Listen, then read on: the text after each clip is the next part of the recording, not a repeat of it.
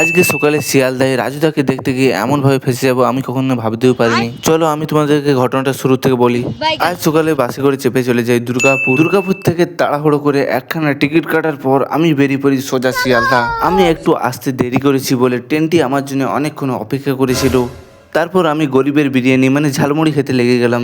Finally এমন একটা seat পেয়ে গেলাম যেটিতে জানলার দিকে তাকালে সব উল্টো দিকে যাচ্ছে। কিছু দূর গিয়ে হাফ বোতল ওয়াটার অ্যান্ড মামা চাটনি কিনে নিয়েছি। এখানে এটাকে আমলকি চাটনিও বলে।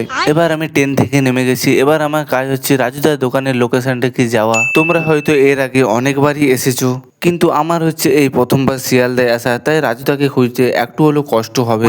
আমি এবার হেঁটে হেঁটে রাজুদাকে খুঁজতে কিন্তু বেরিয়ে পড়েছি। যেহেতু আমি রাজুদার দোকানটি প্রপার লোকেশন জানি না, তাই আমি 3-4 জনকে জিজ্ঞেস করি রাজুদার লোকেশনে কিন্তু চলে যাই। ফাইনালি আমি রাজুদার দোকানের লোকেশনে চলে এসেছি। হয়তো আমার আসতে দেরি হয়েছে কিংবা রাজুদা আজকে তাড়াতাড়ি চলে গেছি, তোমরা কমেন্টে জানাও। সত্যি বলতে আমি এখন রাজুদার পকেট পড়াখানে এসেছিলাম, কিন্তু রাজুদা আমার আসার আগে চলে গেছে। খুব খুব কষ্ট লাগছে আর কি বলবো।